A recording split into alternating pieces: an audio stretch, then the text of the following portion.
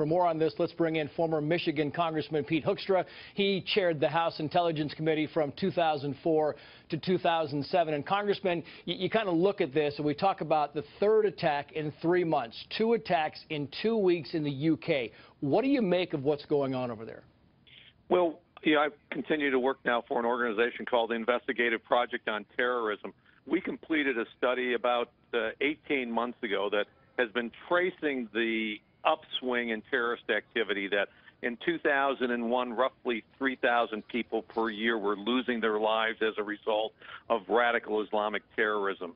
By 2015, that number had grown to 30,000 people per year, and we predicted, sadly, that this increase in victims from radical Islamic terrorism, that the activity would move from the Middle East and northern Africa, spread down into Asia, the Philippines, Indonesia, but the other target that was ripe for an increase in radical Islamic terrorism was Europe, and that's what we're seeing today. You know, it's interesting, Congressman, because we talked about them lowering the threat level, and when they raised it after the Manchester bombing to critical, and then 5 or 6 days later they lowered it to severe. I mean, when they raised it to critical, there was some intelligence saying there might be another attack, and then they lowered it. What does that tell you about the UK intelligence? They're pretty good at this. Why would they lower it so soon, in your estimation?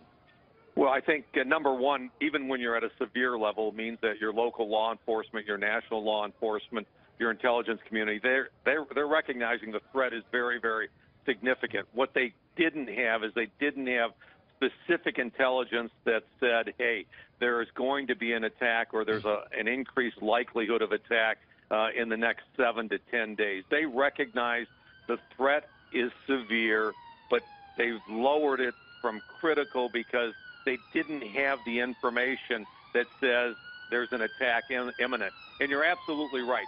They're very, very good in the UK. Yeah, Congressman, if you could stand by for us, we'd appreciate it.